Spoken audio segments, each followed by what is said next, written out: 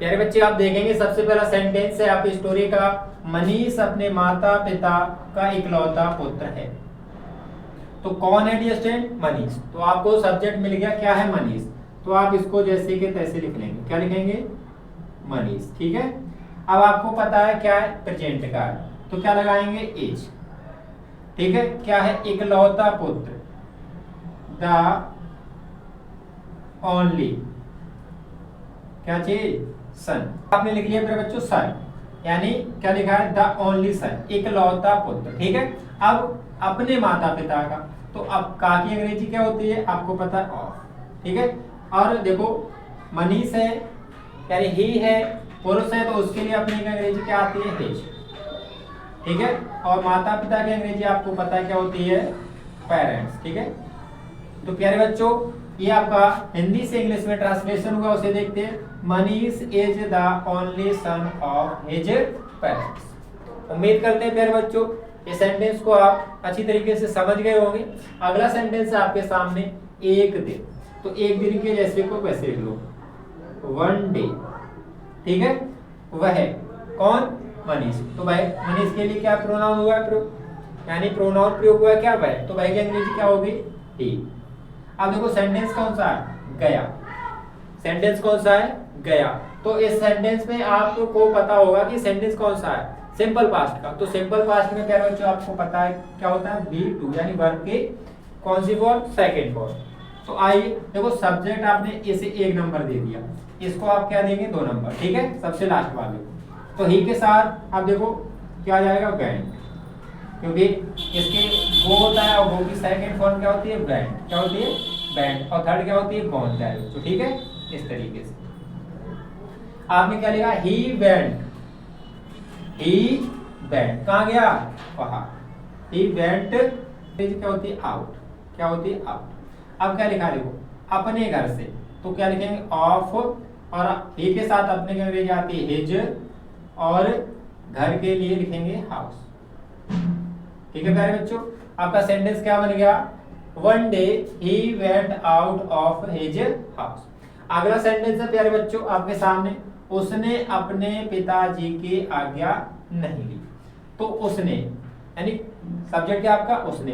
तो उसने की अंग्रेजी क्या होती है प्यारे बच्चों? ही। ठीक है। अब देखो कौन सा सेंटेंस है? Simple past tense. और सिंपल पास्ट टेंस का कौन सा? नेगेटिव। तो आपको पता सिंपल पास्ट टेंस के नेगेटिव में आपको क्या लिखना होता है? डिड। और डिड के साथ आएगा नोट, और फिर इसके बाद डिड नोट के साथ वर्ब की कौन सी फॉर्म आती है? बीड वर्ब। वर्ब की कौन सी फॉर्म? First form. तो यहाँ पर आप ही के साथ क्या लिखेंगे?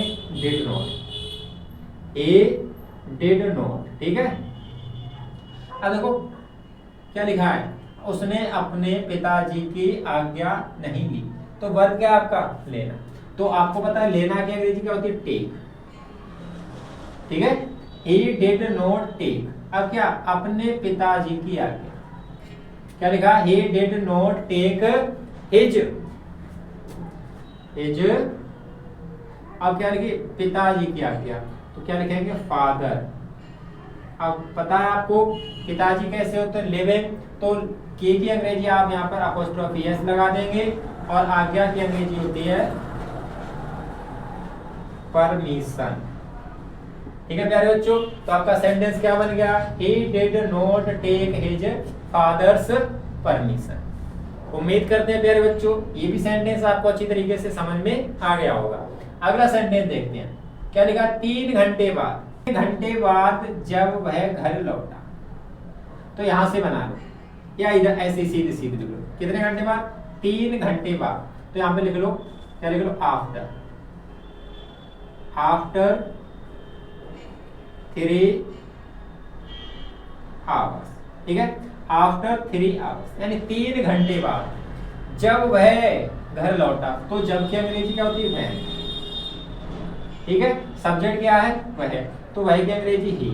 अब देखो क्या लिखा है? लौटा। तो ये भी सिंपल पास्ट टेंस है। तो लौटना की अंग्रेजी क्या होती है प्यारे बच्चों? आपको पता है, जल्दी बताओ क्या होती है? रिटर्न। और सिंपल पास्ट है तो वर्ब की कौन सी फॉर्म? Second form. क्या हो गया? ही रिटर्न। उसके बाद घर की अंग्रेजी होम। क्या बन गया? After 3 hours when he return home. यानी 3 घंटे बाद जब वह घर लौटा, तो फिर आगे देखते हैं। तो के लिए आप क्या लगा लेंगे, यहाँ पे लगा दो कॉमा, ठीक है।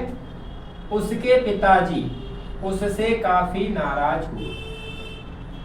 सब्जेक्ट क्या है, उसके पिताजी, तो इसकी क्या होती है, हिज, क्या होती है, हिज। और पिताजी का अंग्रेजी फादर, ठीक है। तो क्या हो गया आपका सब्जेक्ट, हिज फादर। नाराज हुए या नाराज थे, तो थे की अंग्रेजी वॉज, यानी हिज फादर वॉज वेरी, किसकी, काफी की, और नाराज की अंग्रेजी हो जाएगी एंग्री। क्या हो गया, his father was very angry. अब किससे, उससे, और से जब यानी उससे क्या है, ऑब्जेक्ट है, तो इससे पहले यानी किसी पर्सन पर आप नाराज हो गए तो उसके साथ आएगा प्रीपोजिशन विद, और उससे की अंग्रेजी आ जाएगी हिम। क्या हो जाएगा, his father was very angry with him. उम्मीद करते हैं प्यारे बच्चों कि ये क्लास आपको पसंद आई होगी। यदि अभी तक आपने हमारे चैनल को सब्सक्राइब और वीडियो को लाइक नहीं किया है तो प्लीज वीडियो को लाइक और चैनल को सब्सक्राइब करना ना भूलें।